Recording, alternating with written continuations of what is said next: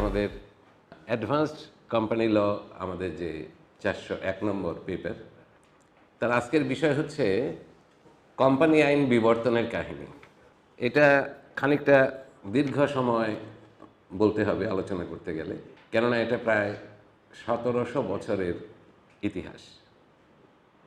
তো সেটা খুব সংক্ষেপ করলেও 2 ঘন্টা 2.5 ঘন্টার নিচে হবে না। তো তার আগে বিস্তারিত আলোচনার আগে কয়টা কথা বলা দরকার। প্রথমেই বলবো এই 2-2.5 ঘন্টায় যা আসবে তার একটা সারমর্ম। তারপরে বলবো বিস্তারিত আলোচনা। সেখানে আমরা আমাদের যে 1700 বছর যেটা বললাম সেটাকে আমরা 4টা ভাগে ভাগ করেছি। প্রথম ভাগটা হচ্ছে মধ্যযুগ, যা 4র্থ শতাব্দী থেকে মোটামুটি 1700 খ্রিস্টাব্দ পর্যন্ত। দ্বিতীয় ভাগের নাম দিয়েছি আমি রেনেসাঁ যুগ, সেটা 1700 থেকে 1800 খ্রিস্টাব্দ পর্যন্ত। তৃতীয় যেটা সেটাকে বলেছি আধুনিক যুগ, যা 1800 খ্রিস্টাব্দ থেকে 1850 খ্রিস্টাব্দ পর্যন্ত। আর সর্বশেষে বর্তমান যুগ 1850 থেকে আজ পর্যন্ত। এই যে আমরা কাল বিভাগ করলাম 4টা, মধ্যযুগ, রেনেসাঁ যুগ, আধুনিক যুগ, বর্তমান যুগ, এটা ইতিহাসবিদ যারা তাদের সঙ্গে এই কাল বিভাগ মিলবে না। এটা আমাদের বিষয়ের পরিপ্রেক্ষিতে এই বিভাগটাকে আমাকে করতে হয়েছে। আর সবার শেষে দেখব যে আমাদের বর্তমান যে কোম্পানি আইন 1994 বাংলাদেশে, তার ভবিষ্যৎ কি হতে পারে। শুধু বাংলাদেশ নয়, সারা পৃথিবীতেই কোম্পানি আইনের ভবিষ্যৎ কি হতে পারে সেটা একটা নমুনা, সেটা একটা আন্দাজ আমার দৃষ্টিকোণ থেকে, সেটা আমি বলবো। আরেকটা বিষয় পরিষ্কার করে নেওয়া দরকার যে এই যে আমরা চারপাশে যা কিছু দেখছি, সমাজ, রাজনীতি, অর্থনীতি, ব্যবসা বাণিজ্যের কাঠামো ইত্যাদি যা দেখছি, তার শুরু কবে থেকে হয়েছিল তা নির্দিষ্ট করে বলা মুশকিল। যেমন বললাম 4র্থ শতাব্দী থেকে শুরু করেছি, তাহলে প্রশ্ন উঠতে পারে যে 4র্থ শতাব্দীর আগে, 4র্থ শতাব্দী মানে 300 খ্রিস্টাব্দ থেকে 400 খ্রিস্টাব্দ, তাহলে 300 খ্রিস্টাব্দের আগে যে সমাজ, যে সভ্যতা, যে বাণিজ্য, যে ব্যবসা, যে কাঠামোগুলি ছিল, তার কি কোনো ছাপ 4র্থ শতাব্দীতে ছিল না? তাহলে আমরা শুরু 4র্থ শতাব্দী থেকে শুরু করলাম কেন? এ প্রশ্ন আসতেই পারে।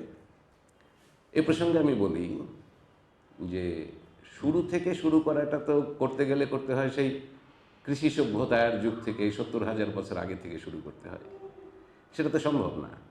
মানুষের পক্ষে সেই 70,000 বছরের ইতিহাস আবিষ্কার করা সম্ভব হয়।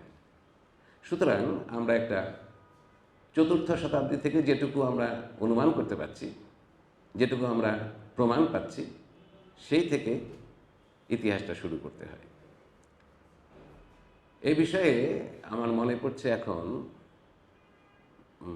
স্যার জগদীশচন্দ্র বসু, যিনি পদার্থবিদ ছিলেন, তার একটা কথা এর আগের ক্লাসে আমি বলেছি। সে হচ্ছে যে আজ যে পুষ্পকলিকাটি অকাতরে বৃন্তচ্যুত করিতেছি, এটা সাধু বাংলায়, ইহার অণুতে, ওই পুষ্পকলির অণুতে কোটি বৎসর পূর্বেকার জীবনোচ্ছ্বাস নিহিত রহিয়াছে। আমি এর ব্যাখ্যা করছি না, কেন সেটা আরও লম্বা হয়ে যাবে। এখন আমরা আমাদের আলোচ্য বিষয়ে ফিরে যাচ্ছি, কোম্পানি আইন বিবর্তনের কাহিনী। আমরা প্রথমেই শুরু করব সংক্ষিপ্ত সার দিয়ে, যেটা পুরো আলোচনার একটা সারমর্ম বা সামারি।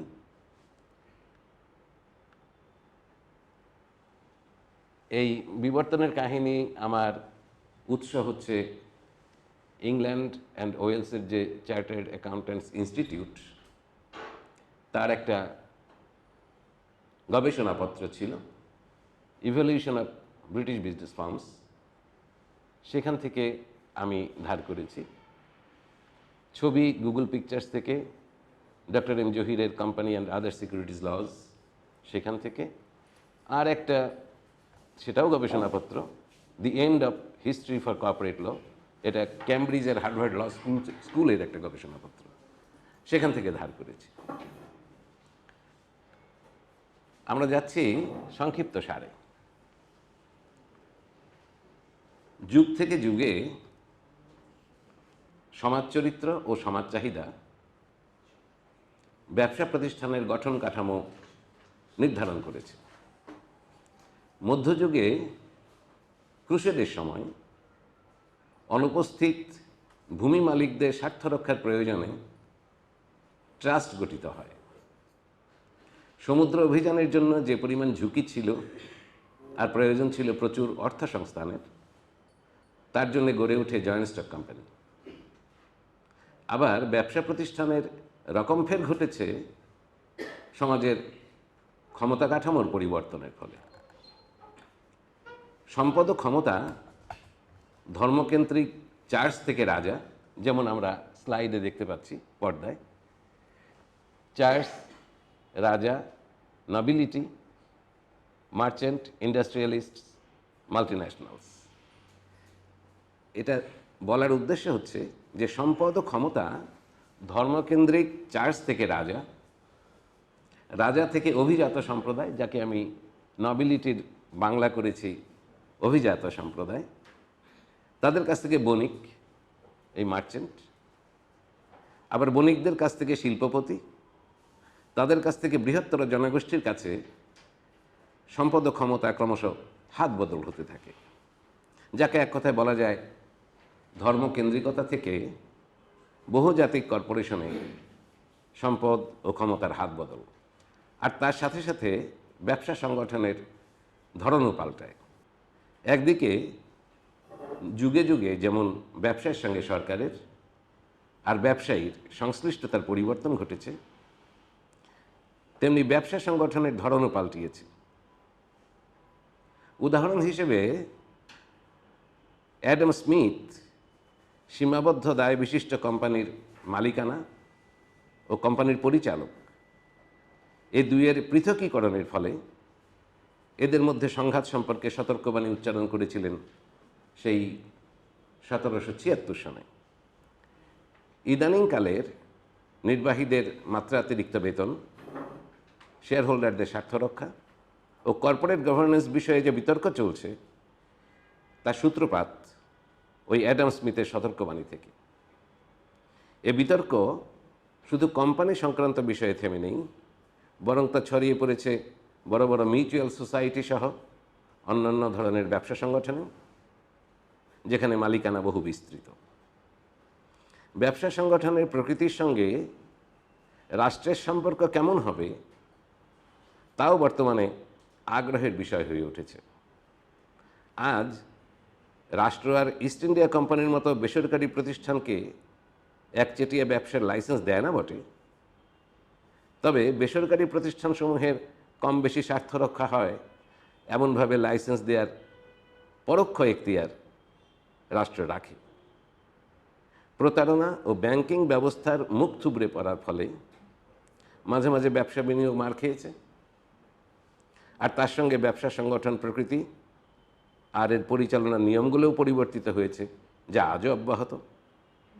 আবার ব্যবসা সংগঠনের প্রকৃতি পরিবর্তনের সাথে সাথে হিসাব রক্ষণের ক্ষেত্রেও শুধুমাত্র দুতরফা দাখিলা পদ্ধতি দিয়ে কাজ হচ্ছে না।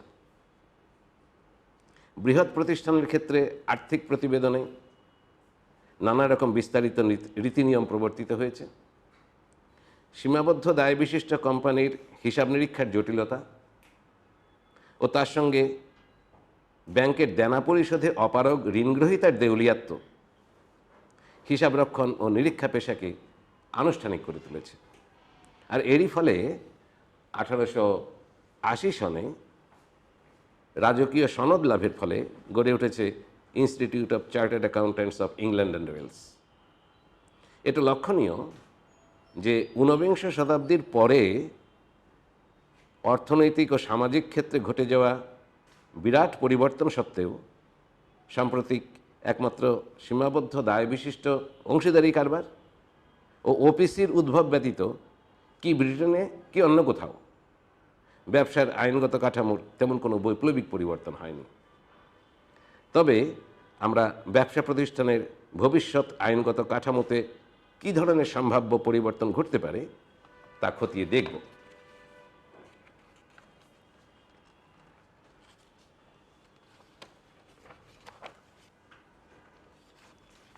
কার্যকর কি কি নীতি ব্যবসা সংগঠনের প্রকৃতি নির্ধারণ করে সেটা আমরা এখন দেখছি।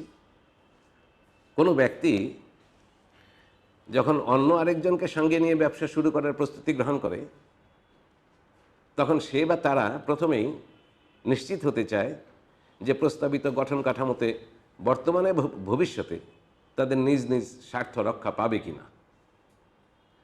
যে কোনো পার্টনারশিপ করার বেলায়ও আমরা সেটা দেখি, পার্টনাররা খুব উদ্বিগ্ন থাকে তার নিজ নিজ স্বার্থ রক্ষা পাবে কিনা। একাধিক ব্যক্তির একত্রে ব্যবসা করতে গেলে প্রথমেই যে সাংগঠনিক কাঠামোর কথা মনে আসে তা হলো ফার্ম, যা অংশীদারি কারবার বা কোম্পানি দুই হতে পারে। ফার্ম পছন্দ করার কারণ অত্যন্ত স্পষ্ট।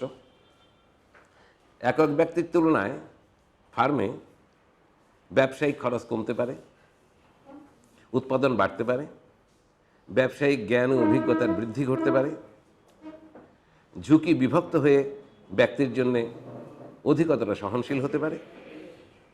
তবে সেখানেও প্রতিবন্ধকতা আছে। কীরকম প্রতিবন্ধকতা?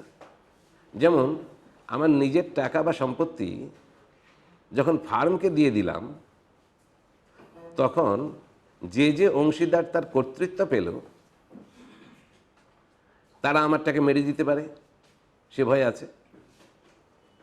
সম্পত্তির মালিকানা আর তা খরচের অধিকার, আমি এর আগের ক্লাসেও বলেছিলাম, আপনাদের মনে আছে কিনা, যে সম্পত্তির মালিকানা আর তা খরচের অধিকার এই দুই বিষয়ের মধ্যে ফারাক যত বেশি হবে একজনের টাকা আরেকজনের মেরে দেওয়ার সম্ভাবনা তত বেড়ে যাবে। সেই হিসাবে অংশীদারি কারবারের তুলনায় প্রাইভেট কোম্পানি, আবার প্রাইভেট কোম্পানির তুলনায় পাবলিক লিমিটেড কোম্পানিতে টাকা মেরে দেওয়ার সম্ভাবনা বেশি। কারণ সম্পত্তির মালিকানা আর তা খরচের অধিকার এ দুইয়ের তফাৎ অংশীদারি কারবারের তুলনায় প্রাইভেট কোম্পানিতে বেশি, আবার প্রাইভেট কোম্পানির তুলনায় পাবলিক লিমিটেড কোম্পানিতে আরও বেশি। এই সমস্যাটা শুরুতেই অ্যাডাম স্মিথ ধরতে পেরেছিলেন এবং সম্পত্তির মালিকদের এই সমস্যাকে চিরায়ত বলে রায় দিয়েছিলেন। এ সমস্যা কোনো দিন যাবে না। তিনি তার ওয়েলথ অফ নেশনস বইতে লিখছেন, কোম্পানির নির্বাহী পরিচালকেরা অন্যের টাকার উপর মাতব্বরি পেয়ে যে নিজের টাকার মতো সাবধানী হবেন না তা একরকম নিশ্চিত। সুতরাং পরের ধনে পোদ্দারি পেলে এ সমস্ত কোম্পানিতে নির্বাহীদের অবহেলা, অপচয় আর নয়ছয় হবেই। হতো নিজের টাকা, তাহলে বোঝা যেত কত ধানে কত চাল। অ্যাডাম স্মিথের এই কঠোর সমালোচনা আর মালিকদের প্রতি তার সাবধানবাণী সত্ত্বেও ব্যবসায়ীরা বিকল্প আইনি কাঠামোর অভাবে এখনও কোম্পানি খুলেই চলেছে এবং দেশে দেশের বারবারন্ত হচ্ছে। তবে এটাও ঠিক যে এটাকে নিয়ন্ত্রণের জন্য আইনও দিন দিন কঠোর থেকে কঠোরতর হচ্ছে। মধ্যযুগে যে সমস্ত প্রতিষ্ঠান ও যে অর্থনৈতিক ব্যবস্থা সক্রিয় ছিল আজ আর তা নেই সত্য, তবে সে যুগের নীতি নিয়মের উপর ভিত্তি করেই আজকের আইন তৈরি হয়েছে। ধর্মনিরপেক্ষ হওয়ার ফলে রাষ্ট্র তার প্রণীত আইনের মাধ্যমে ব্যক্তি উদ্যোগকে একদিকে যেমন লাভ অর্জনে প্রণোদনা দেয়, তেমনি চেষ্টা করে ব্যবসা সংগঠনগুলোকে বাগে রাখতে। গত শতাব্দীর শিল্প বিপ্লব, বাণিজ্য যুগ ও রাষ্ট্রীয় চরিত্র ধর্মনিরপেক্ষতা রূপান্তরণের কালে যে অর্থনৈতিক পালাবদল ঘটেছে তার সঙ্গে সামঞ্জস্য রেখে নানা ধরনের ব্যবসা সংগঠন কাঠামোর পত্তন হয়েছে, আবার তা নতুনভাবে গড়ে উঠেছে। এই যে সম্পত্তির মালিকানা ও সম্পত্তি পরিচালনার যে ক্ষমতা, তার হাত বদলের প্রতিটি ধাপ ফার্মের ভেতরে অন্তর্বিরোধ সৃষ্টি করেছে। একদিকে ফার্মের সঙ্গে সমাজের সম্পর্কের বারবার পুনর্বিন্যাস ঘটিয়েছে, অন্যদিকে জাতিরাষ্ট্র হিসেবে ব্রিটেনের শিল্প বাণিজ্য সম্প্রসারিত হয়েছে, আর তার ফলে ব্রিটেন সারা পৃথিবীতে একসময় অর্থনৈতিক প্রভুত্বের অধিকারী হয়েছে। ক্রমবর্ধমান বেচাকেনা নূতন মূলধনের চাহিদা বাড়িয়েছে, আর তার ফলে আবার ব্যবসা সংগঠন কাঠামোর উন্নতিকে অপরিহার্য করে তুলেছে। যেহেতু পৃথিবীর বাণিজ্য নীতির উৎস হল ইংল্যান্ড, সেখানকার আভ্যন্তরীণ কারণ আবার বহুবিধ।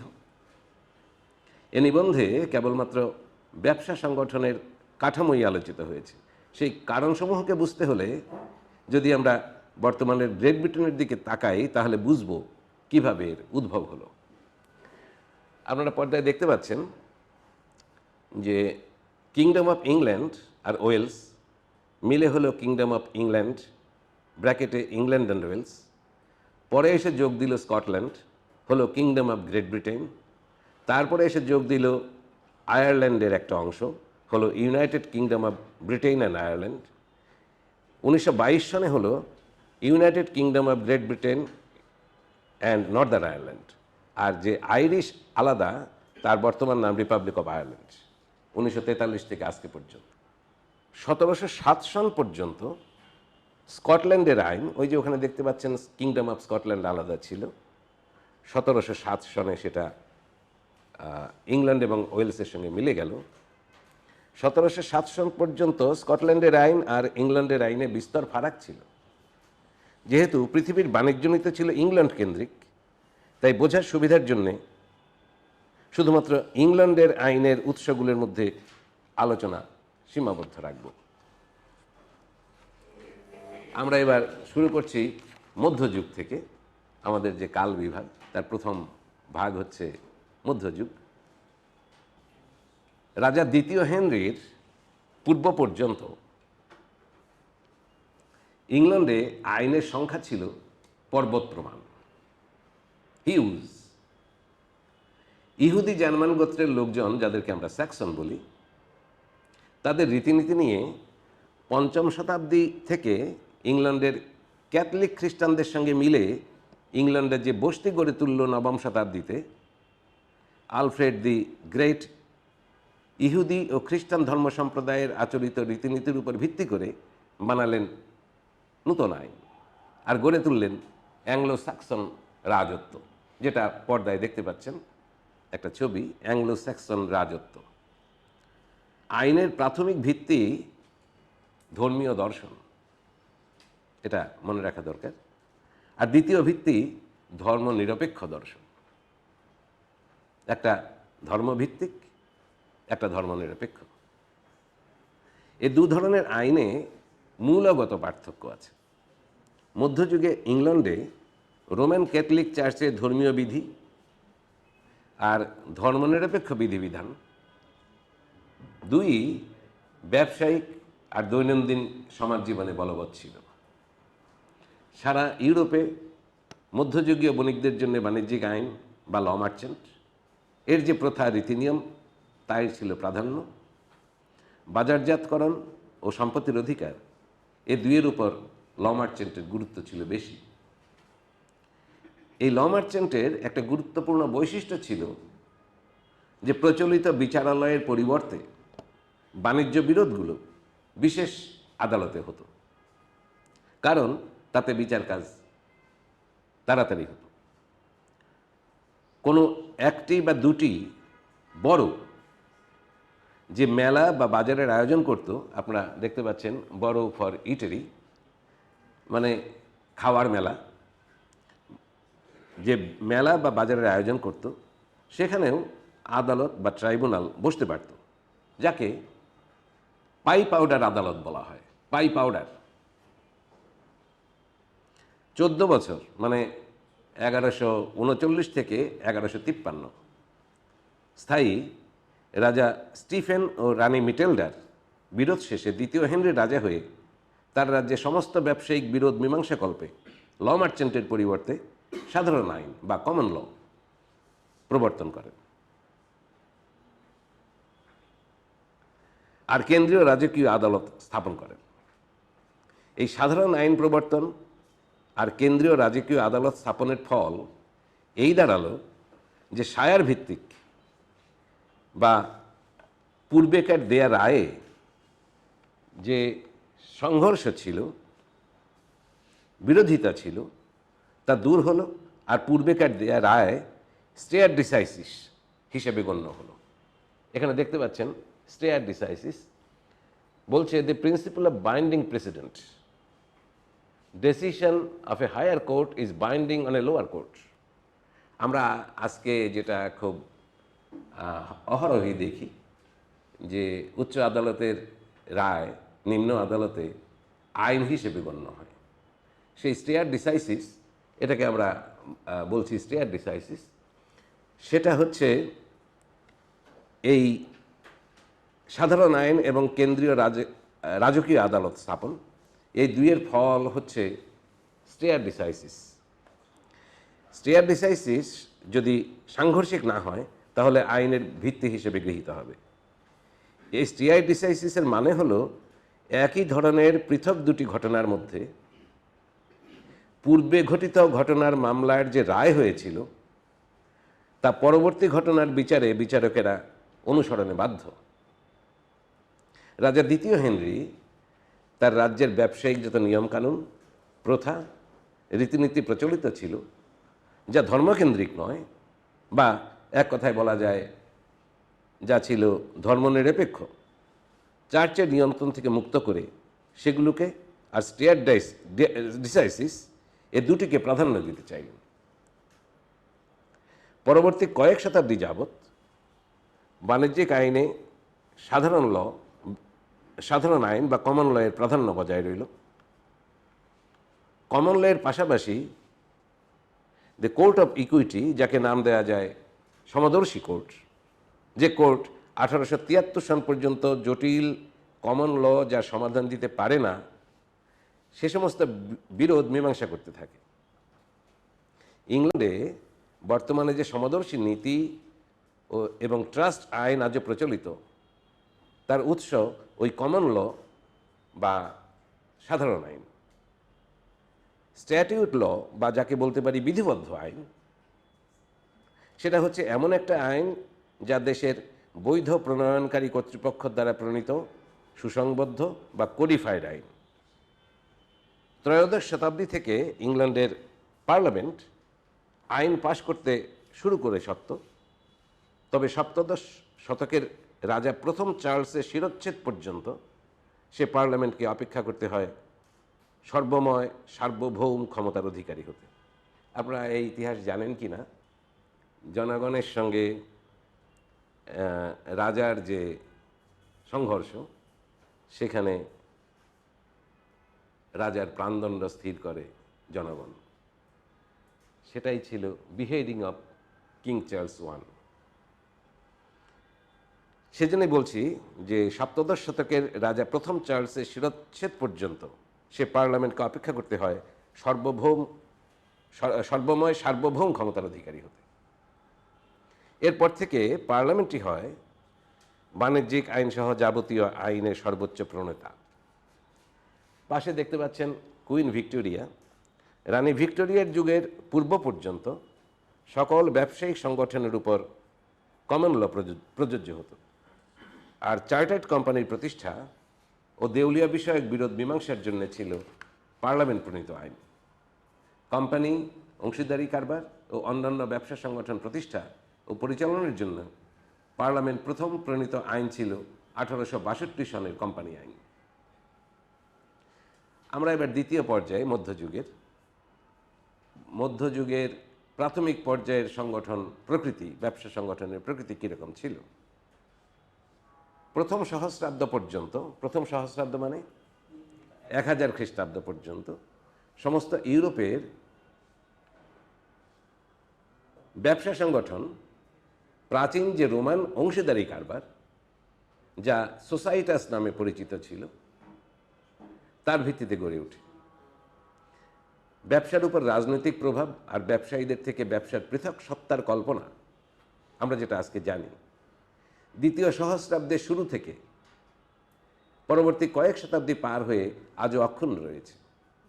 অর্থাৎ এর সূত্রপাত, এই যে ব্যবসা এবং ব্যবসায়ী এর যে পৃথক যে সত্তার কথা কল্পনা আমরা করি, সেটা শুরু দ্বিতীয় সহস্রাব্দের শুরু থেকে পরবর্তী কয়েক শতাব্দী পার হয়ে আজও অক্ষুণ্ণ রয়েছে। রাজনৈতিক ক্ষমতার দুটি কেন্দ্র, একটি হচ্ছে চার্চ, আরেকটা হচ্ছে সুশীল সমাজ, আমি যাকে নাম দিয়েছি, যেটাকে ইংরেজিতে বলে নবিলিটি। আমি এর চেয়ে ভালো বাংলা পাইনি, সুশীল সমাজ, তাই নবিলিটির পরিবর্তে সুশীল সমাজকে ব্যবহার করছি।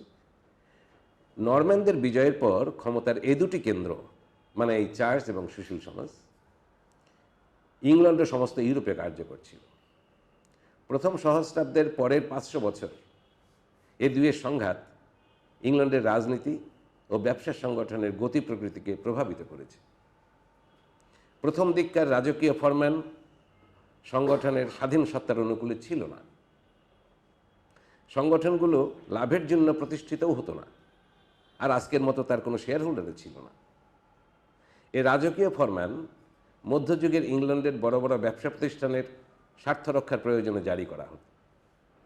ধর্মকেন্দ্রগুলো বিশাল ভূসম্পত্তির মালিক ছিল, আর স্থানীয় বিশপের কাছে তার খাজনাও ওই ধর্মকেন্দ্রগুলোই দিত। ধর্মকেন্দ্রগুলো খাজনা দিত স্থানীয় বিশপের কাছে।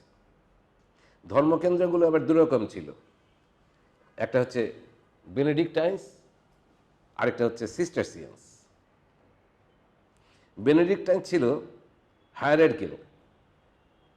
হায়ারার্কিয়াল যাজক ক্রমপ্রধান, বাংলায় বলতে পারি, যার অধীনস্থ কতগুলো মঠ থাকত।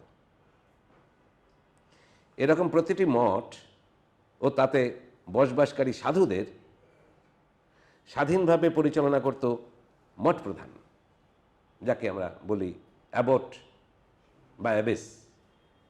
মঠ প্রধানের দায়িত্ব ছিল অধীনস্থ জমির ফসল উৎপাদনের, আর তার অধীনস্থ ইউনিটগুলো তাদের যে হিসাব তৈরি করত, মঠ প্রধান তার প্রতিবেদন বেনেডিক্টাইন্সের কাছে সাবমিট করত। বেনেডিক্টাইন্সের কাছে সাবমিট করত মঠ প্রধান। আর সিস্টারসিয়ান্সের কারবার ছিল অনেকটা আজকের দিনের ফ্র্যাঞ্চাইজারদের মতো। বেনেডিক্টাইন্স পুণ্যার্থীদের প্রার্থনার বিনিময়ে সম্পত্তি অর্জন করতে পারত, যা সিস্টারসিয়ান্সরা পারত না। তারা বিস্তীর্ণ বনজঙ্গল, পতিত জমি দখল করতেন আর তাতে ফসল ফলাতেন। এরকম প্রতিটি মঠ আবার তার অধীনস্থ মঠ স্থাপন করত। আবার নূতন স্থাপিত মঠটি তার অধীনস্থ আরও মঠ স্থাপন করতে পারত। এভাবে কালক্রমে এই ব্যবস্থাটা অনেকটা পিরামিড আকৃতির হয়ে দাঁড়ায়। প্রতিটি অধীনস্থ মঠের খরচাদি তার উপরস্থ মঠ বহন করত। আবার প্রতিটি অধীনস্থ মঠের উৎপাদিত ফসলের মালিক ছিল তার উপরস্থ মঠ। এই ব্যবস্থাটা যদিও আজকের দিনের হোল্ডিং আর সাবসিডিয়ারির কথা মনে করিয়ে দেয়, তবু একথা সত্য, এই ব্যবস্থাটা নতুন নতুন উদ্ভাবন আর উদ্যোক্তা তৈরির উৎস ছিল। ইতিমধ্যে আরেক ধরনের ধর্মীয় ব্যবস্থা চালু হয়, যার নাম নাইটস টেম্পলার। এর ঔরসেই আজকের বহুজাতিক কর্পোরেশনের জন্ম। এই নাইটস টেম্পলার ক্রুসেড, যা নাকি 1095 খ্রিস্টাব্দ থেকে 1295, মানে 200 বছর স্থায়ী, 5 বার যুদ্ধ হয় খ্রিস্টান এবং মুসলমানদের মধ্যে। ক্রুসেড যদিও কিসের জন্য প্রসিদ্ধ? সামরিক দুর্বৃত্তায়নের জন্য। তবুও বিশাল আর্থিক সেবা প্রদানকারী প্রতিষ্ঠান হিসেবে এর বহু সদস্য সেবা পেয়েছে। ওই পাশে দেখছেন ক্রুসেড, এটা একটা প্রতীকী ছবি। ক্রুসেডে অংশগ্রহণকারী যোদ্ধা আর তীর্থযাত্রীরা তাদের নিজ নিজ অর্থ ও সম্পত্তি নাইটদের কাছে জমা রাখত, আর তার বদৌলতে লেটার অফ ক্রেডিট বা এলসি পেত। যোদ্ধাই হোক কিংবা তীর্থযাত্রী, জেরুজালেমে যাওয়ার পথে পথে সেই এলসি ভাঙিয়ে পথ খরচ মেটাত। কেমন লাগছে শুনতে? চেনা চেনা মনে হচ্ছে না? এই নেটওয়ার্ক সুবিস্তৃত ছিল সমস্ত খ্রিস্টান ইউরোপে। আর এর থেকে যে লাভ উঠে আসতো তাতে নাইটস টেম্পলার অচিরেই গোটা সাইপ্রাস দ্বীপ সহ বিশাল ভূসম্পত্তি আর নৌবহরের মালিক বনে যায়। নাইটস টেম্পলার যদিও আজকের কোম্পানির মতো ছিল না, তবে এর শাশ্বত অস্তিত্ব, যেটা আজকে আমরা বলি, এর শাশ্বত অস্তিত্ব ছিল, আর এটা এর সদস্যদের দিক থেকে পৃথক ছিল। এই শাশ্বত অস্তিত্ব আর সদস্যদের থেকে পৃথকত্ব, যা কোম্পানি আইনের মূল বিশেষত্ব, এই দুই ওই ধর্মীয় সমাজ থেকে উদ্ভূত, ওই নাইটস টেম্পলার। এবার ট্রাস্ট বিষয়ে আলোচনা করা যাক। আজকে আমরা যে ট্রাস্ট আইন দেখি, provident fund trust, gratuity fund, তার যে ট্রাস্ট, সেটার বিষয়ে কি আলোকপাত করা যায় ইতিহাস থেকে? ব্যবসা ও তার সংগঠন প্রকৃতির উপর আমরা দেখলাম যে ক্রুসেডের প্রভাব ছিল সর্বাধিক। ধর্মযুদ্ধে অংশগ্রহণকারী যোদ্ধা ও তীর্থযাত্রীরা যাত্রার আগে তাদের সমস্ত ভূসম্পত্তি নিজ নিজ পরিবারের লোকজন কিংবা বন্ধু বান্ধবের কাছে গচ্ছিত রাখত। অবশ্য তার মানে এই নয় যে ফিরে আসার পর সবাই তাদের নিজ নিজ সম্পত্তি ফেরত পেত। বঞ্চিত মালিকেরা কমন ল দিয়ে পরিচালিত সাধারণ আদালতে বিচার পেত না। ফলে নালিশ জানাবার জন্য তারা রাজার দ্বারস্থ হতো। কমন লয়ের বাইরের এ সমস্ত বিরোধীয় বিষয়গুলো নিষ্পত্তি করত রাজার নিযুক্ত চ্যান্সেলরদের কোর্ট। এই কোর্টগুলোই ট্রাস্ট বিষয়ক আইনের উদ্ভাবক। মালিক তার নির্বাচিত এক বা একাধিক সুবিধাভোগী, মানে আমরা যাকে বেনিফিশিয়ারি বলি, তাদের মঙ্গলের জন্যে নিজের ভূসম্পত্তির মালিকানা ট্রাস্টির হাতে ন্যস্ত করত। বাণিজ্যিক সংগঠনের প্রকৃতি নির্ধারণে এই ট্রাস্ট আইনেরও ভূমিকা রয়েছে। আমরা এবারে আরেকটা বিষয়, মধ্যযুগেরই ধর্মনিরপেক্ষ অর্থনীতি ও গিল্ড, সেই বিষয়ে আলোচনা করব। মধ্যযুগে ব্যবসা বাণিজ্যের পরিধি খানিকটা আমরা ইতিমধ্যেই দেখলাম চার্চের কর্তৃত্বাধীনে ছিল। সাধারণ জনগণ ভূমি মালিক আর রাজার কাছে, আবার ভূমি মালিক রাজা ও পোপের কাছে জবাবদিহি করত। এই ছিল হায়ারার্কি।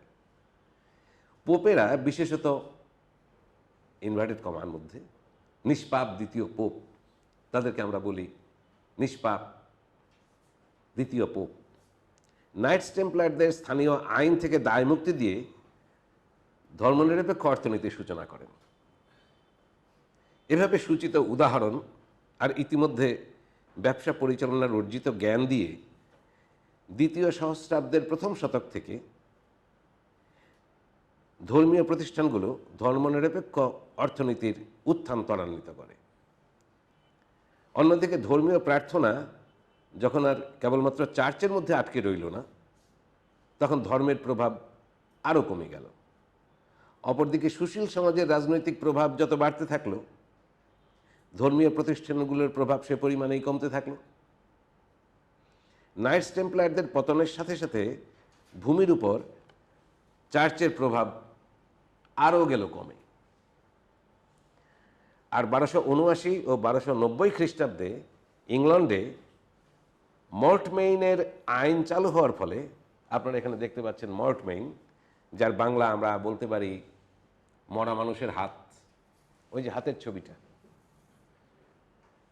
এটা বলে মর্টমেইন, আমরা বাংলায় বলতে পারি মরা মানুষের হাত। এটা আমরা বিস্তারিত একটু পরে দেখব।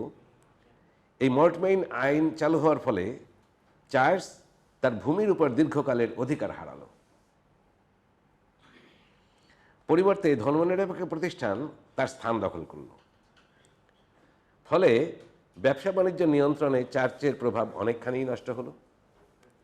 রাষ্ট্র ও ধর্ম এই দুইকে পৃথক করার ব্যাপারে, পাশে দেখতে পাচ্ছেন সেকুলার নরম্যান, এই দুইকে পৃথক করার ব্যাপারে নরম্যানদের ব্যাখ্যা হচ্ছে ঐতিহাসিক, স্ক্যান্ডিনেভিয়া থেকে আগত ভাইকিং দস্যুর দল, যাদেরকে ইতিহাসে নরম্যান বলি আমরা, তারা কিন্তু ওই ধর্মনিরপেক্ষ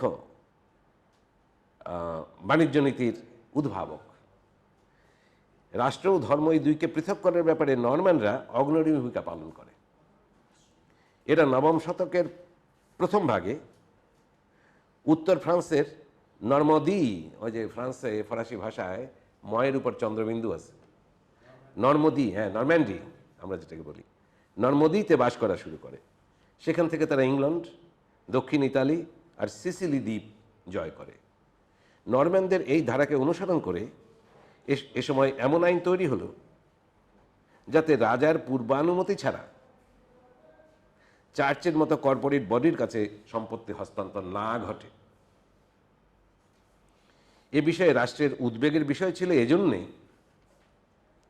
যে সম্পত্তির মালিক মারা গেলে তার উত্তরাধিকারীদের কাছে হস্তান্তরের সময়ই কেবলমাত্র ওই জমির খাজনা রাষ্ট্রের প্রাপ্য হতো। যেহেতু কর্পোরেট বডি বা চার্চ কখনো মারা যেতে পারে না, তাই সরকারি খাজনা কোনোদিনও রাষ্ট্রের প্রাপ্য হবে না। সেজন্যে তাদেরকে জমির মালিকও হতে দেওয়া যায় না, ওই জন্যে কিন্তু মর্টমেইন। ফলে অচিরেই জমির মালিকানা বিষয়ে চার্চের ক্ষমতা সীমিত করা হলো, আর জমির সরকারি খাজনা থেকে চার্চের অব্যাহতি পাওয়ার পথ বন্ধ হলো। সম্পদ আর তার মালিকানা, এই দুই থেকে প্রতিষ্ঠান অর্থাৎ চার্চ যে পৃথক, সে ধারণাটা রাষ্ট্র এ থেকে শিক্ষা নিল, যা কোম্পানি আইনের ভিত্তি। অন্যান্য ব্যবসায়িক সংগঠনের তুলনায় পৃথক ব্যক্তিসত্তা, যা কোম্পানি আইনের সবচেয়ে উল্লেখযোগ্য বৈশিষ্ট্য, তার সূত্রপাত এই চার্চ থেকেই। এরপর থেকে ক্রমান্বয়ে মানুষের প্রাত্যহিক জীবনে চার্চের প্রভাব কমতে লাগলো, আর ধর্মের প্রভাবমুক্ত গিল্ড প্রথা সমৃদ্ধি হতে শুরু করলো। এবার এই গিল্ড বিষয়টা দেখা যাক। গিল্ড প্রথার মূলে ধর্মীয় সোসাইটাসগুলো থাকলেও এগুলো হয়ে উঠল বিভিন্ন রকম কারিগর আর পেশাদারদের সংগঠন। গিল্ড, যত রকম কারিগর আর পেশাদার তত রকম সংগঠন। যেমন কারিগরদের মধ্যে কাঠমিস্ত্রি, রাজমিস্ত্রি, ছুতার, কামার। আবার পেশাদারদের মধ্যে যেমন তাঁতি, নাপিত, ধোপা ইত্যাদি। প্রত্যেকটির জন্য আলাদা আলাদা সংগঠন, মানে আলাদা আলাদা গিল্ড। আজকের দিনের বণিক সংঘ বা ব্যবসায়িক অ্যাসোসিয়েশনের মতো।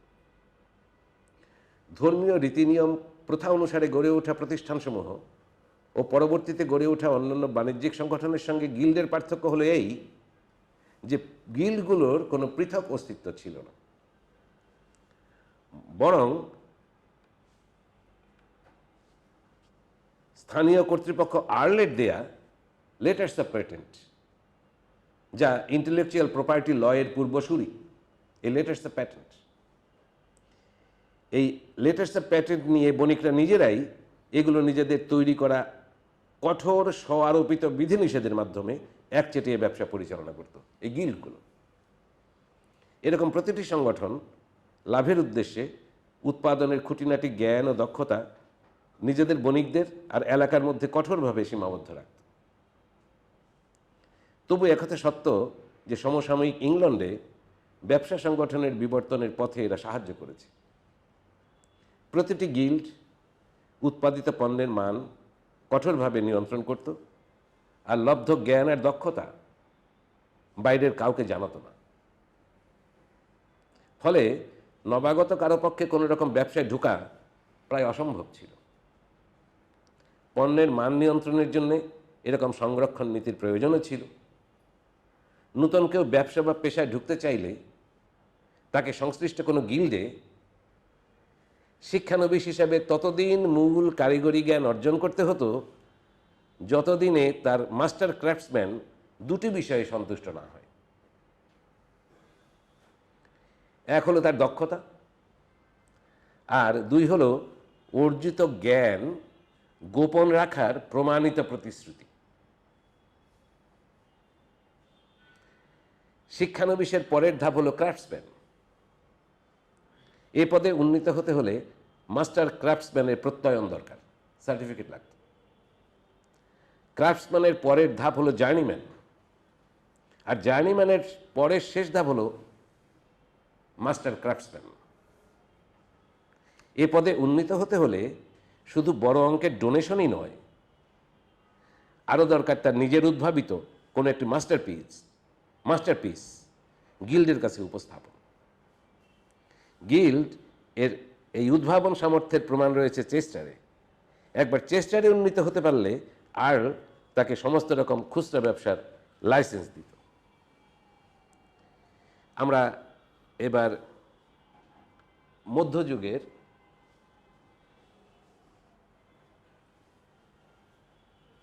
মধ্যযুগের উইলিয়াম দি কনকাররের ভূমিকা আলোচনা করব।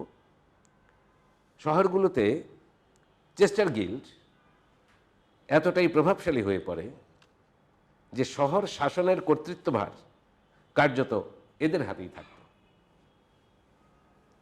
আমাদের যেমন সিটি কর্পোরেশন, সেরকম ওই সময়ে চেস্টার গিল্ডের কাছেই এর শাসনভার, কর্তৃত্বভার এদের হাতে থাকত। এরা এর নিজ সদস্য ও তার পরিবার পরিজনদের দেখভাল করত। সদস্য মানে ওই গিল্ডের সদস্য যারা। শুধু তাই নয়, 1075 খ্রিস্টাব্দে বিজেতা উইলিয়াম কনকারর, যেটা ছবিতে দেখতে পাচ্ছেন, উইলিয়াম দি কনকারর বাণিজ্য নগরী লন্ডনকে কর্পোরেশন বলে ঘোষণা করেন 1075 খ্রিস্টাব্দে।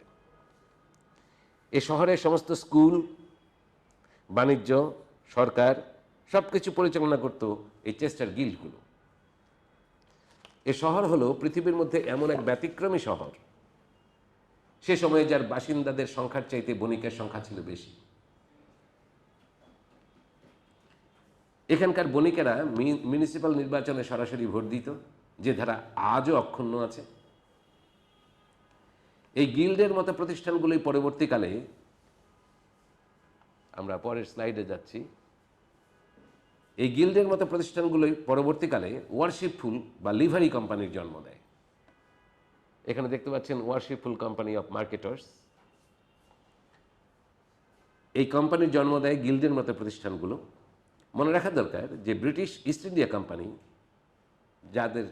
যে নামের সঙ্গে আমরা পরিচিত, এই ব্রিটিশ ইস্ট ইন্ডিয়া কোম্পানির নামের আগে অনারেবল কথাটা উচ্চারণ করতে হতো, অনারেবল ইস্ট ইন্ডিয়া কোম্পানি। কেন এত শ্রদ্ধা? কারণ আর কিছু নয়, গিল্ডের মতো প্রতিষ্ঠানগুলো সব রকম বাণিজ্য নিয়ন্ত্রণ আর তাদের সদস্যদের সহ শহরের সমস্ত বাসিন্দাদের নাগরিক সুবিধা অধিকার নিশ্চিত করত। লন্ডন কর্পোরেশনের প্রাথমিক ইতিহাস সাক্ষ্য দেয় যে বাণিজ্য আর রাজনীতির বিভাজন রেখা একাকার হয়ে গিয়েছিল। ব্রিটেনে শিল্প বিপ্লবের পূর্ব পর্যন্ত ইংলিশ পার্লামেন্টের কর্তৃত্বভার আর রাজনীতি ছিল ভূমি মালিকদের হাতে। অন্যদিকে প্রথম দিককার লন্ডন কর্পোরেশনের কর্তৃত্বভার ছিল ব্যবসায়ীদের হাতে। গিল্ড ও পার্লামেন্টের সম্মিলিত কর্তৃত্বাধীনে লন্ডন শহর ব্রিটিশ বাণিজ্য আর সারা পৃথিবীর ব্যাংকিং ও আর্থিক ব্যবস্থার কেন্দ্রবিন্দুতে পরিণত হয়। গিল্ডগুলো বাণিজ্য সার্থকভাবে নিয়ন্ত্রণ করে এবং ব্যবসা ও শিল্প উন্নয়নে ইতিবাচক ভূমিকা পালন করে। ব্যবসায়িক জ্ঞান ব্যবস্থাপনার সফল প্রয়োগের ফলে গিল্ডগুলো এদের সদস্যদের মধ্যে সামাজিক মূলধন তৈরি করে, যেটা আমাদের প্রফেসর ইউনুস বলছেন, সামাজিক মূলধন, সোশ্যাল ক্যাপিটাল। পেশাগত দক্ষতা ও ব্যবসায়িক প্রথা বা রীতিনিয়ম এমন কঠোরভাবে প্রবর্তন করা হয় যে তা পরবর্তী প্রজন্মের জন্য দৃষ্টান্ত, তাকে আমরা কি বলবো, বেস্ট প্র্যাকটিস হয়ে দাঁড়ায়। নিয়ম ভঙ্গের কারণে এর সদস্যদের জন্য কিছু শাস্তির ব্যবস্থা যেমন করে, তেমনি গিল্ডের বাইরের কারোর জন্য ব্যবসা করা নিষিদ্ধ করে। একচেটিয়া ব্যবসা, গিল্ডের মেম্বার ছাড়া আর কেউ এই ব্যবসা করতে পারবে না, সেটা নাপিত, জোলা, ধোপা যাই হোক না কেন। ফলে গিল্ডের সদস্যরা গিল্ড নিয়ন্ত্রিত বাজার ও রাজনীতিতে একচেটিয়া প্রভাব বিস্তার করে। এখন এটা আমরা পজিটিভ দিক দেখলাম গিল্ডের। এর যেখানেই পজিটিভ দিক থাকবে সেখানে কিছু নেগেটিভ দিকও থাকার সম্ভাবনা। এরা নেগেটিভগুলো কি কি হতে পারে সেটা একটু দেখি। গিল্ডের এই যে কেবলই একমুখীনতা, কেবল নিজের সদস্যদের স্বার্থ রক্ষা, জ্ঞানকে কেবলই নির্দিষ্ট গণ্ডির ভেতরে আবদ্ধ রাখা, বাইরের কোনো লোকের থেকে একে দূরে রাখা, প্রথম দিকে এ যেমন সৌভাগ্যের কারণ হয়েছিল, তেমনি শেষের দিকে এটাই আবার এর দুর্বলতার দুর্ভাগ্যেরও কারণ হয়েছিল, আর এর পতনকে ত্বরান্বিত করেছিল। অ্যাডাম স্মিথ এই পতনের জন্যে গিল্ডগুলোর দুর্নীতি, যেমন পণ্য ও সেবার কৃত্রিম উচ্চমূল্য বজায় রাখার স্বার্থে এর সাধারণ সদস্যদের গিল্ডগুলোর ক্ষমতাশালী নেতাদেরকে ঘুষ দেওয়াকে দায়ী করেছে। ঘুষ দিয়ে দাম বাড়িয়ে রাখত, নেতাদেরকে ঘুষ দিয়ে। একচেটিয়া কারবার হলে যা হয়। এর ফলে যে অদক্ষতার জন্ম হয়, তার ফলে গিল্ডগুলোর যে ভৌগোলিক পরিসীমা ছিল তা অকার্যকর হয়ে পড়ে। এতে সদস্যরা নিজেরাও এতদিনকার কঠোর আইন নিজেরাই ভাঙতে শুরু করে। নিজের শৃঙ্খলা রক্ষায় ব্যর্থতা ও রাজনৈতিক ক্ষমতা হারানোর কারণে চেস্টার গিল্ডগুলোর পতন হয়। এ সময়ে জাতিরাষ্ট্রগুলোর উত্থান ও রাজশক্তির কেন্দ্রীয় ক্ষমতা বৃদ্ধি পায়।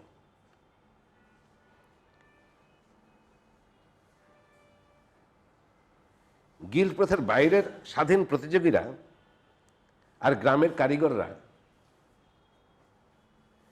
গড়ে তোলে কুটির শিল্প নামে এক নূতন উৎপাদন ব্যবস্থা, যা পরবর্তীতে স্থাপিত কারখানার পূর্বসূরি। আমরা জানি বিবর্তনের ধারায় প্রথমে কুটির শিল্প, তারপরে হলো কারখানা।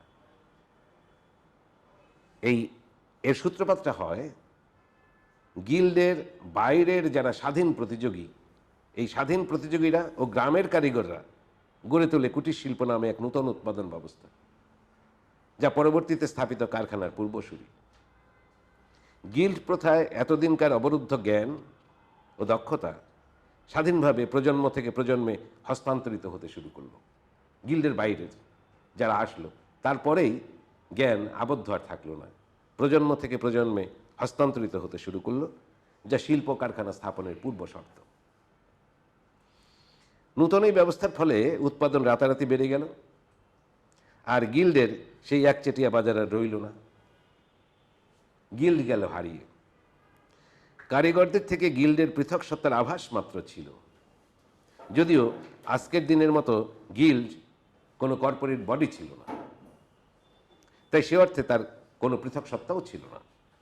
এসবই হারিয়ে গেল, কিন্তু যেটা রয়ে গেল সেটা হলো এর বাজারি সত্তা, মার্কেটিং এন্টিটি। সে দৃষ্টান্ত স্থাপন করে গেল কিভাবে সমবেত শক্তি কাজে লাগিয়ে দক্ষতা তৈরি করতে হয়, কিভাবে সফল উৎপাদন করতে হয়, আর কিভাবে বাজারজাত করতে হয়। এই যে পৃথক সত্তার আভাস, সমবেত শক্তির সাফল্য, এর আনুষ্ঠানিক নেটওয়ার্ক, এই বিষয়গুলো এর পরবর্তী ব্যবসা সংগঠনের প্রকৃতি নির্ধারণে সহায়তা করেছে। মধ্যযুগের ইংল্যান্ডে যে ধরনের ব্যবসায়িক আইনগত কাঠামো কার্যকর ছিল, পরবর্তী কয়েক শতাব্দীতে তার পরিবর্তে নূতন ধরনের কাঠামো আত্মপ্রকাশ করতে শুরু করে। রাষ্ট্র ও বাণিজ্যের স্বার্থ এবং জনস্বার্থ আর ব্যক্তি স্বার্থ, চারটে জিনিস, রাষ্ট্র, বাণিজ্যের স্বার্থ, জনস্বার্থ আর ব্যক্তি স্বার্থ, এদের মধ্যেকার সংঘাত নির্ধারণ করে ব্যবসা প্রতিষ্ঠানের রকমফের। এ সময়ে রাজনৈতিক ক্ষমতার হাত বদল হতে শুরু করে। চার্চ থেকে সুশীল সমাজ, আবার রেনেসার হাত ধরে তা পৌঁছায় রাজার হাতে। তাহলে চার্চ থেকে সুশীল সমাজ আর রেনেসার হাত ধরে তা পৌঁছায় রাজার কাছে। রাষ্ট্রের প্রতিনিধি হিসাবে রাজা ব্যবসায়িক অনুমতি দেওয়া ও তার নিয়ন্ত্রণের একচেটিয়া ক্ষমতা লাভ করে। এখানে আমরা শেষ করছি মধ্যযুগের কাহিনী। এরপর আমরা শুরু করব রেনেসার যুগ, যেটা আমরা আগেই বলেছিলাম মোটামুটি 1700 খ্রিস্টাব্দ থেকে 1800 খ্রিস্টাব্দ পর্যন্ত। আমরা সেই যুগের কথা আলোচনা করছি। প্রথমেই শুরু হচ্ছে 1720 সনের বুদবুদ আইন তৈরি হওয়ার পূর্ব পর্যন্ত ব্যবসায়িক সংগঠনের কাঠামো কীরকম ছিল সেটা দেখব। আমরা এই বুদবুদ আইন সম্পর্কে পরে পড়ব, পরে দেখব।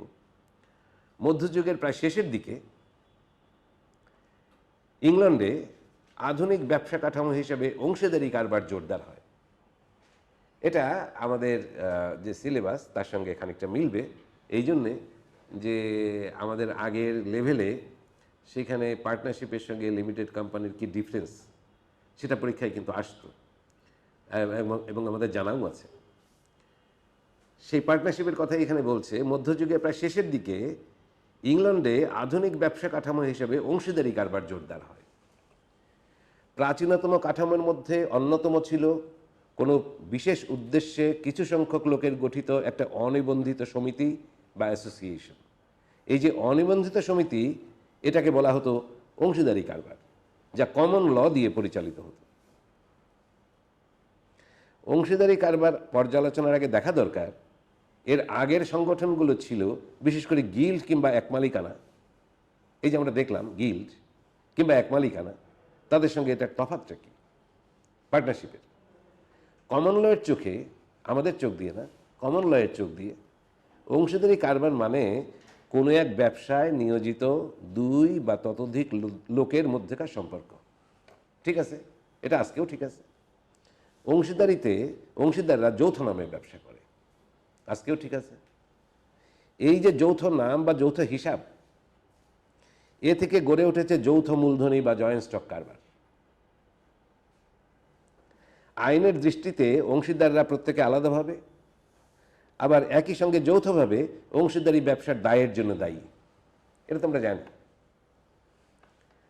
19বিংশ শতাব্দীর বিচারক, পাশে আমরা দেখতে পাচ্ছি লর্ড এলডনকে। 19বিংশ শতাব্দীর বিচারক ছিলেন এই লর্ড এলডন। ইনি এই অংশীদারি কারবারে অংশীদারদের দায়ের সীমা টেনেছেন এভাবে, একটা কথায়। কি কথাটা? শেষ ফুটা পয়সা আর শেষ ছটাক জমি পর্যন্ত, মানে সর্বস্ব হারাতে হবে এই এই এই পার্টনারশিপের ব্যবসা করতে গেলে পার্টনারদের। ইংলিশ অংশীদারির আরেকটা বৈশিষ্ট্য, কোম্পানির মতো এর কোনো স্বতন্ত্র সত্তা ছিল না। এটা নিজ নামে অন্যের বিরুদ্ধে বা অন্য কেউ এটার বিরুদ্ধে মামলা করতে পারত না, যেটা আমরা জানি। কোনো অংশীদার মারা গেলে বা ব্যবসা ছেড়ে যেতে চাইলে, আপনারা এটা জানেন কিনা, যারা অ্যাকাউন্টিংয়ের ছাত্র তারা জানতে পারেন, কোনো অংশীদার মারা গেলে বা ব্যবসা ছেড়ে যেতে চাইলে বা নতুন কেউ ঢুকতে চাইলে, আমরা যেটাকে বলি রিটায়ারমেন্ট, অ্যাডমিশন ইত্যাদি, আইন অনুযায়ী ব্যবসার অবসায়ন করতে হতো। এটা হতো এই কারণে যে কমন ল অনুযায়ী অংশীদাররা ছিল একে অন্যের প্রতিনিধি। আবার এই যে প্রতিনিধিত্ব, এটা হস্তান্তরযোগ্য নয়, ব্যক্তিগত। অর্থ এই গিয়ে দাঁড়ায় যে অংশীদারদের অধিকার আর দায় হস্তান্তরযোগ্য নয়, যা অধিকাংশের জন্য অসুবিধাজনক ছিল। অংশীদারি কারবারের ধারণাটি ইংল্যান্ডের সূত্রপাত যদিও রোমান আইন থেকে, তবে ইংল্যান্ডের মাটিতে রস পায় মধ্যযুগের ল মার্চেন্ট থেকে। এ কথাও ঠিক, প্রভাবশালী গিল্ডের ফলে অংশীদারি তেমনভাবে ইংল্যান্ডে তখনও জমিয়ে বসতে পারেনি। গিল্ডের মনে আছে অ্যাপ্রেন্টিসশিপ, মাস্টার, গ্র্যান্ড মাস্টার প্রভাবিত গিল্ডে, যেখানে যৌথ মূলধনের পরিবর্তে ব্যক্তিনির্ভর অভিজ্ঞতা, দক্ষতা মূল কথা, যা হস্তান্তরযোগ্য নয়, সেখানে বংশনির্ভর অংশীদারি কারবারের যৌথ মালিকানা ও মূলধন বেমানান, বেখপ্পা। কারণ গিল্ডে আমরা দেখলাম যে ব্যক্তিগত অভিজ্ঞতা সেটা তো আর হস্তান্তরযোগ্য না, সেটা তো ছেলের কাছে দেওয়া যায় না। কিন্তু পার্টনারশিপে যে সম্পদ এবং দায়, সেটা বংশানুক্রমিকভাবে হস্তান্তরযোগ্য হতে পারে। কাজে দুইয়ের মধ্যে বিরোধ আছে। এজন্যই ইংল্যান্ডে অংশীদারি কারবার জমিয়ে বসতে পারেনি যতটা পেরেছিল গিল্ড। মধ্যযুগে শিল্পে ইউরোপের অন্যান্য দেশের চাইতে ইংল্যান্ডের পিছিয়ে থাকার কারণ হিসেবে ঐতিহাসিকরা গিল্ড ও অংশীদারি কারবারের দ্বন্দ্বকে দায়ী করেন। গিল্ডের এই দীর্ঘস্থায়ী প্রভাবের ফলে উৎপাদনমুখী শিল্পের চাইতে অংশীদারি কারবার শুধুমাত্র পণ্য বেচা কেনা আর জমি কেন্দ্রিকতার মধ্যে সীমাবদ্ধ ছিল।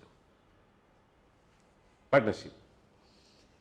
টিউডরদের, যাদের রাজত্বকাল ছিল 1485 থেকে 1603 খ্রিস্টাব্দ, এদের রাজত্বকালে গঠিত অংশীদারি কারবারগুলো কৃষিপণ্য শহরের বাজারে বেচা কেনা, উঁচু পাহাড়ি জমিতে খনি খনন আর মাঝে মাঝে চার্চের জমির দালালি করত।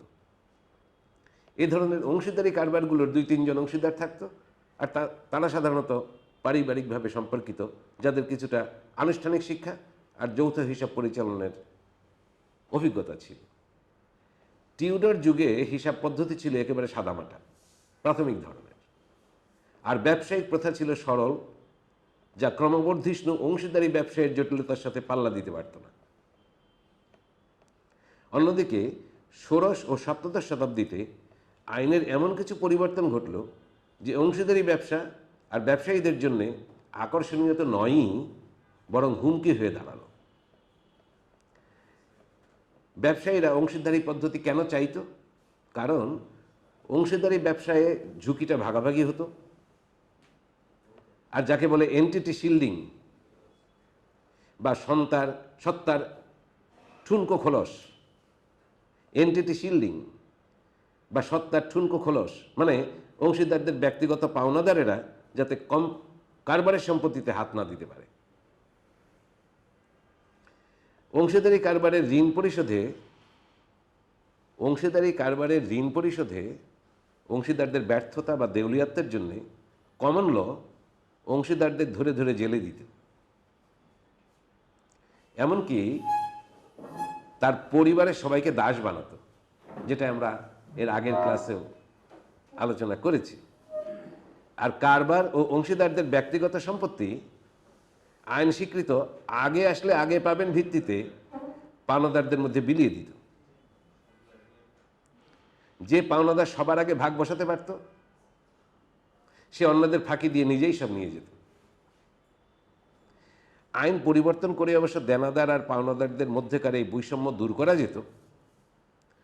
1542 থেকে 1623 খ্রিস্টাব্দের মধ্যে পার্লামেন্ট দেউলিয়া আইনের কিছুটা পরিবর্তন করল, আর এর আরও পরিবর্তনের জন্য একটা কমিশন বসালো।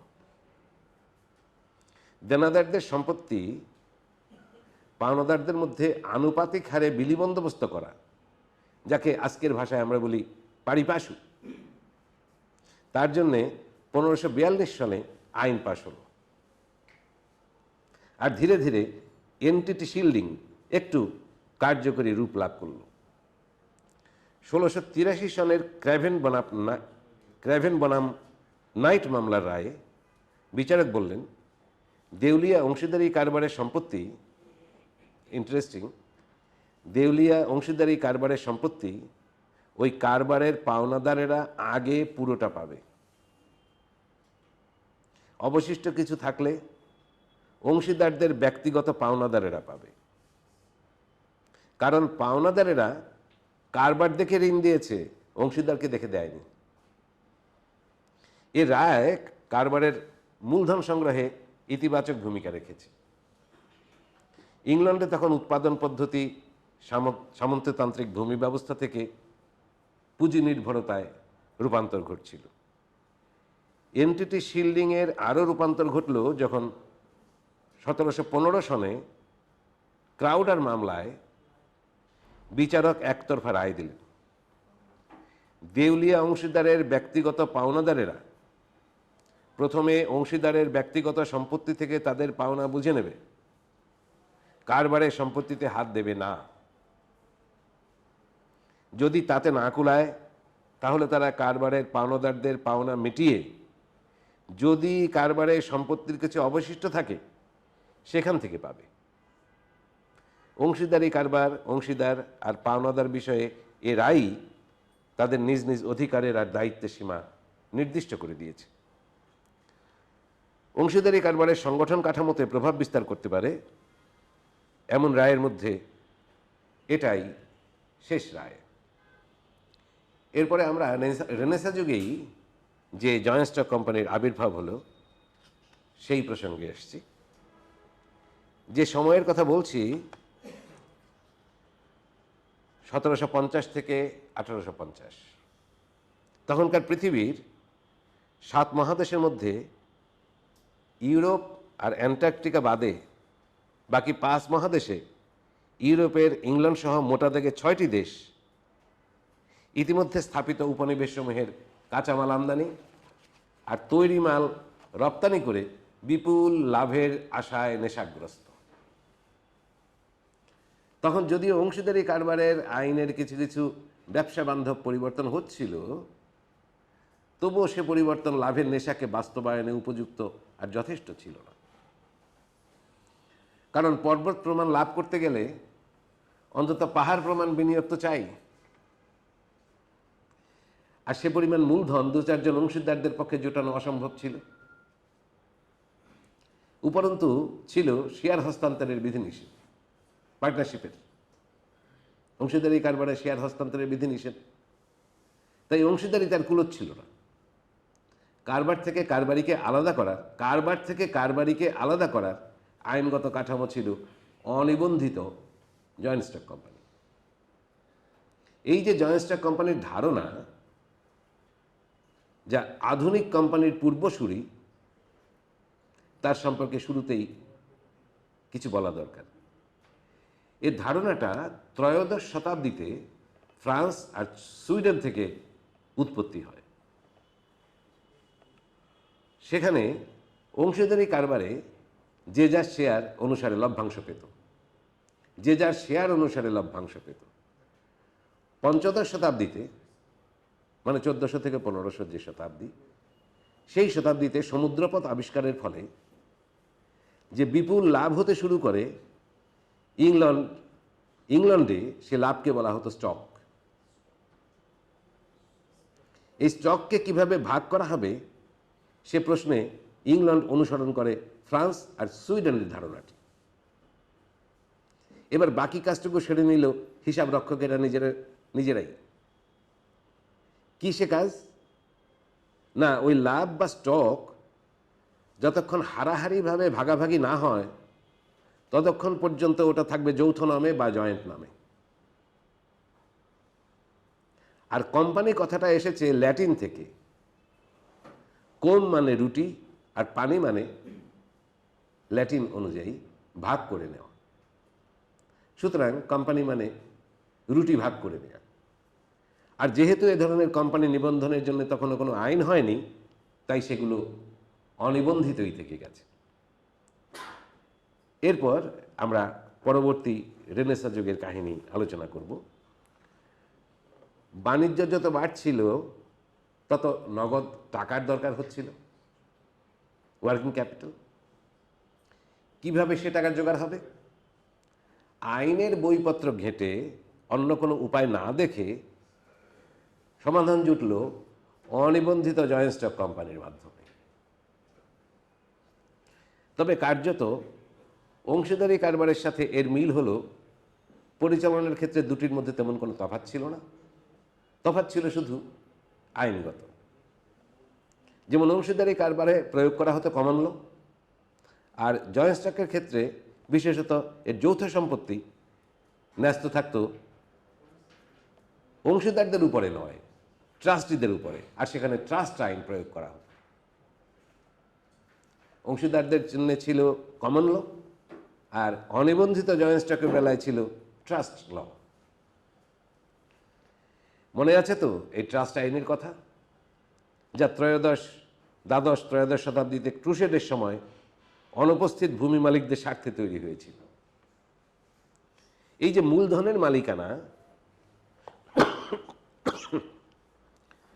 মূলধনের মালিকানা অংশীদারদের বদলে ট্রাস্টির হাতে চলে গেলে মূলধন এতদিনকার লজ্জা হারালো। তার হস্তান্তর যোগ্যতা তখন থেকে দোষ না হয়ে গুণ বলে বিবেচিত হতে শুরু করলো, যা পরবর্তীকালে শেয়ার হস্তান্তরের রূপ লাভ করে। তখনও অবশ্য এর আজকের মতো আইনগত বৈধ সত্তা জন্মায়নি সত্য, তবে অনিয়ন্ত্রিত জয়েন্ট স্টক কোম্পানির যারা ট্রাস্টি ছিল তারা ট্রাস্ট আইনের বলে এর পক্ষ হয়ে মামলা করতে পারত। আবার বাইরের কেউ কোম্পানির নামে মামলা করতে হলে এই ট্রাস্টিদের নামেই করতে হতো। এ বিষয়টি পরবর্তীতে পৃথক সত্তার জন্ম দিয়েছে। এই যে অনিবন্ধিত জয়েন্ট স্টক কোম্পানি, একে পণ্ডিতের দল নাম দিয়েছে প্রোটো কর্পোরেশন, বা বলতে পারি কুড়ি কর্পোরেশন। কুড়ি 16 শতাব্দীতে কমন ল থেকে উদ্ভূত দুটি বৈশিষ্ট্য এর উপর ট্রাস্ট আইনের প্রয়োগ অনিবার্য করে তুলেছিল। প্রথমত, ট্রাস্টের সম্পত্তি ট্রাস্টির কাছে গচ্ছিত থাকে, ফলে ট্রাস্টির ব্যক্তিগত পাওনাদার সেই গচ্ছিত সম্পত্তিতে হাত দিতে পারে না।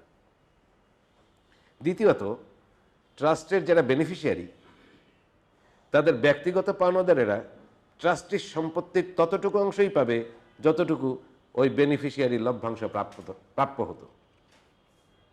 পাওনাদারদের নিষ্ঠুর হাত থেকে রেহাই পাওয়ার ফলে এর অস্তিত্ব আংশিকভাবে স্বীকৃতি লাভ করে, যা পরবর্তী সংগঠন কাঠামো, এর পরবর্তী কাঠামোই হচ্ছে চার্টার্ড জয়েন্ট স্টক কোম্পানিজ। এই চার্টার্ড জয়েন্ট স্টক কোম্পানিজ নির্ধারণে সহায়তা করেছে। আমরা এর পরের স্লাইডে যাই। Joint stock company charter. খনি ও আমদানি বাণিজ্যে আমরা চার্টার্ড জয়েন্ট স্টক কোম্পানিজ আলোচনা করছি।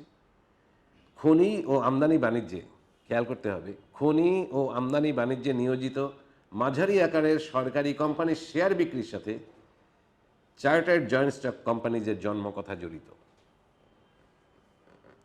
সংগঠনের এ প্রকারটির প্রথম সর্বগ্রাসী প্রয়োগ শুরু করে নেদারল্যান্ডস তার নিউ ওয়ার্ল্ড বা নূতন পৃথিবীতে। এক একবারে কতগুলো জাহাজে করে মালামাল পূর্ব ভারতীয় দ্বীপপুঞ্জ, কোনটা বর্তমানে ইন্দোনেশিয়া, মালয়েশিয়া ইত্যাদি, সিংহল ভারতের পশ্চিম উপকূল, যেটা বর্তমানে মহারাষ্ট্র, গুজরাট, কেরল, সেখানে নিয়ে গিয়ে বিক্রি করে যে টাকা পেত তা দিয়ে আবার ওখান থেকে মাল কিনে সেগুলো নিজ দেশে ফেরত আনত নেদারল্যান্ডস। এই যে যাওয়া আসা, এদেরকে বলা হতো ভেঞ্চার। প্রথম দিককার চার্টার্ড কোম্পানিগুলো ভেঞ্চার ভিত্তিতে পরিচালিত হতো। আমরা আজকে যে শিপিং কোম্পানির যে অ্যাকাউন্টস করি সেখানে কিন্তু করতে হয় ভয়েস অ্যাকাউন্ট, তো তখন হতো ভেঞ্চার ভিত্তিতে ভেঞ্চার অ্যাকাউন্ট। এই ভেঞ্চার আর ভয়েস একই কথাই দাঁড়াচ্ছে। 1623 খ্রিস্টাব্দে ডাচ পার্লামেন্ট, আমরা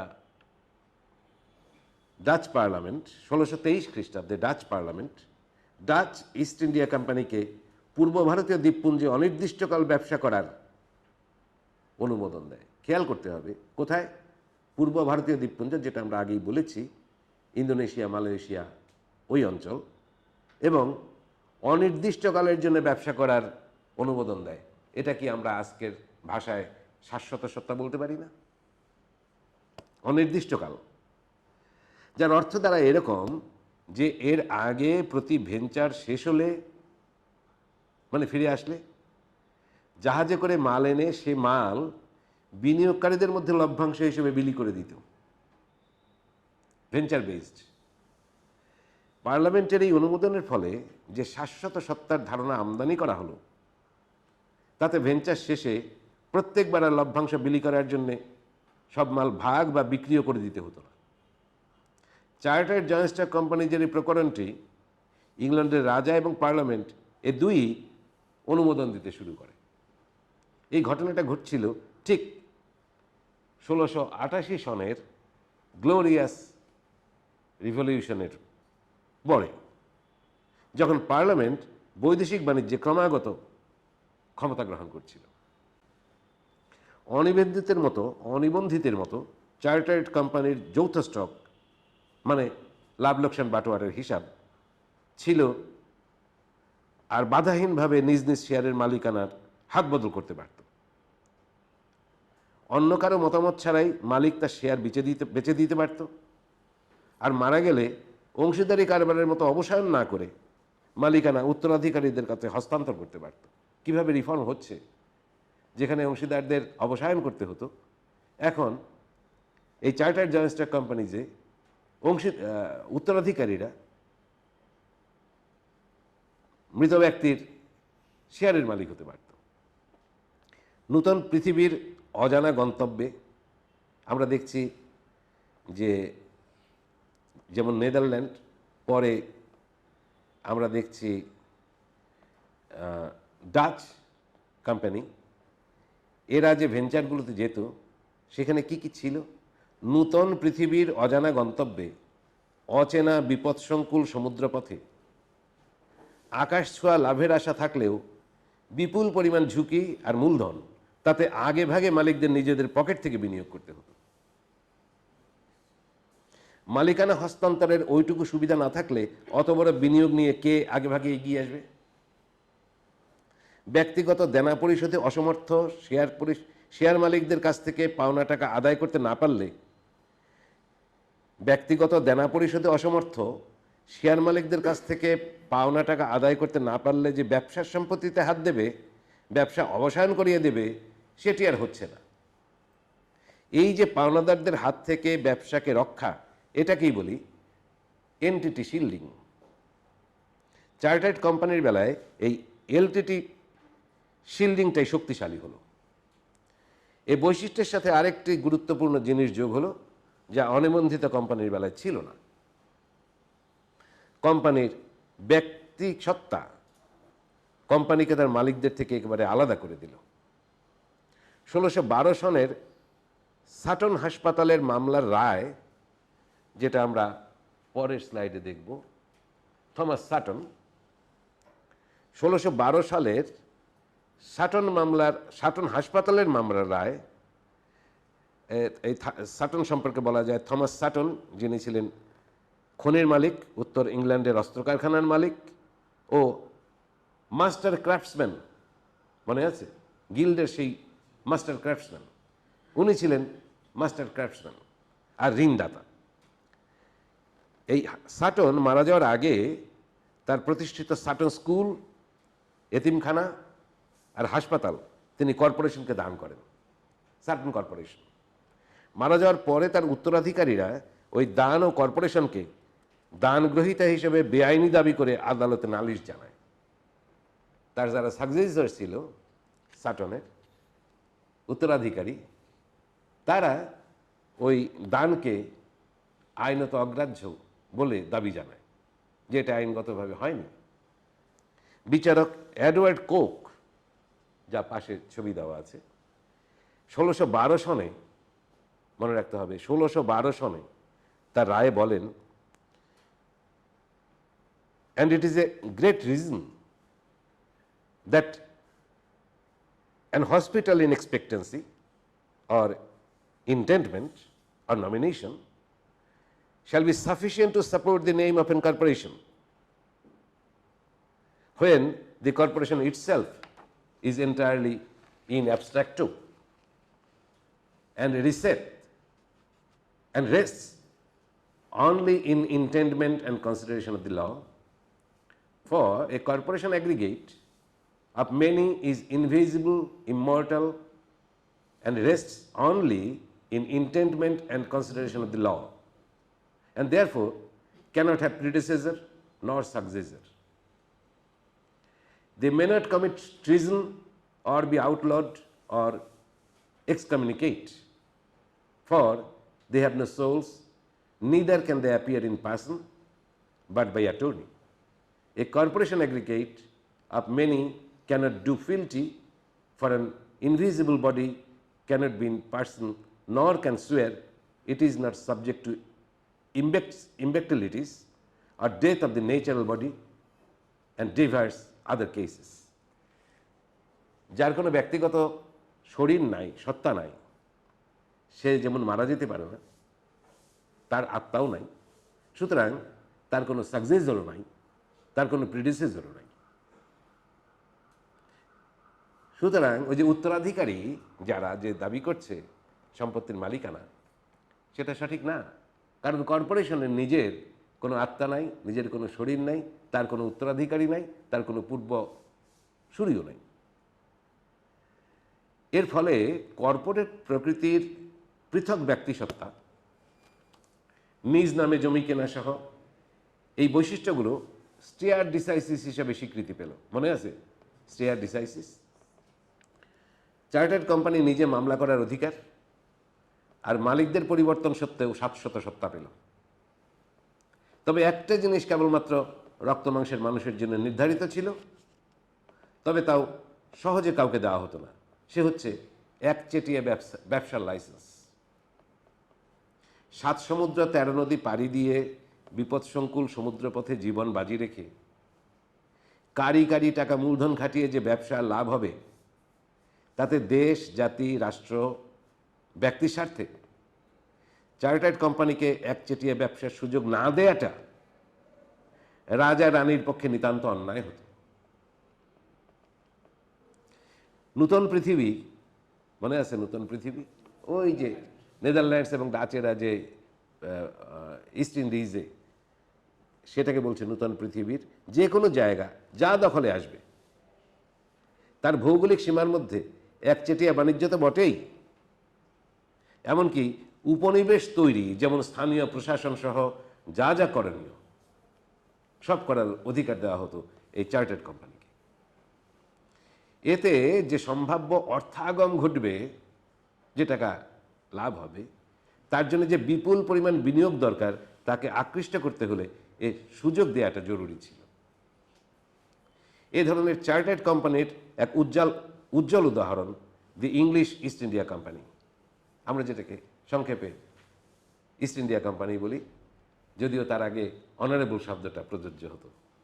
ডাচদের অনুকরণে এই ইস্ট ইন্ডিয়া কোম্পানি ছিল 2 স্তর বিশিষ্ট একটি কোম্পানি। সার্বিক কার্যকলাপের উপর নজরদারির জন্য ছিল কোর্ট অফ ডিরেক্টরস, আজকের ভাষায় যাকে বলি বোর্ড অফ ডিরেক্টরস, এর নাম ছিল কোর্ট অফ ডিরেক্টরস, যারা প্রতিদিনের ব্যবসার খবরদারি করত। আর ছিল জেনারেল কোর্ট অফ প্রোপ্রাইটরস, মানে সাধারণ শেয়ারহোল্ডার বডি, আমাদের আজকের যেটা, এর কাছে আবার এই কোর্ট অফ ডিরেক্টরস জবাবদিহি করত এই ইস্ট ইন্ডিয়া কোম্পানিতে। আজকের দিনের কোম্পানি পরিচালনা ব্যবস্থার মূলে ইস্ট ইন্ডিয়া কোম্পানির এই গঠন কাঠামো। নিয়োজিত প্রত্যেক কর্মচারীর কার্যকলাপ মূল্যায়ন করা হতো, আর তার গড় কার্যকলাপের ভিত্তিতে গোপনীয় প্রতিবেদন নিয়মিতভাবে সংশ্লিষ্ট কমিটির কাছে পাঠানো হতো। তবে এই বেস্ট প্র্যাকটিস আর দৈনন্দিন বাস্তবতার সাথে কোনো বিরোধ দেখা দিলে, এটা বেশ ইন্টারেস্টিং, গুরুত্বপূর্ণ কোনো এক বা একাধিক শেয়ার হোল্ডারদের ছেলেদেরকে পাঠানো হতো সে বিরোধ মীমাংসার জন্য, যা আর আজকের দিনে করা হয় না। অংশীদারি কারবারের মুদি দোকানদার আর স্থানীয় ব্যবসায়ীর অনিবন্ধিত জয়েন্ট স্টক কোম্পানির মতো প্রতিষ্ঠানের সাথে ইস্ট ইন্ডিয়া কোম্পানি বা এর সমগোত্রীয় নর্থ আমেরিকান কোম্পানি বা ভার্জিনিয়া কোম্পানি বা হাডসন বে কোম্পানির মতো চার্টার্ড কোম্পানির তফাৎটা ঠিক কোথায় তা দেখা দরকার। এক পার্থক্য তো ব্যবসার পরিমাণে, মুদির দোকানদার আর চার্টার্ড কোম্পানির ব্যবসা দুইটার পরিমাণ তো সমান হবে না নিশ্চয়ই। এক হলো পার্থক্য ব্যবসার পরিমাণে, পরিধিতে। এ তিনের মিলটা এখানে যে ব্যবসাটা হয় যৌথভাবে। আর যে গুরুত্বপূর্ণ পার্থক্য তা হলো মাত্রাগত আইনানুগ পৃথক সত্তার, যা অংশীদারি কারবারে একেবারেই নেই। অনিবন্ধিত জয়েন্ট স্টক কোম্পানিতে আছে আংশিকভাবে, আর চার্টার্ড কোম্পানিতে আছে পুরোপুরিভাবে।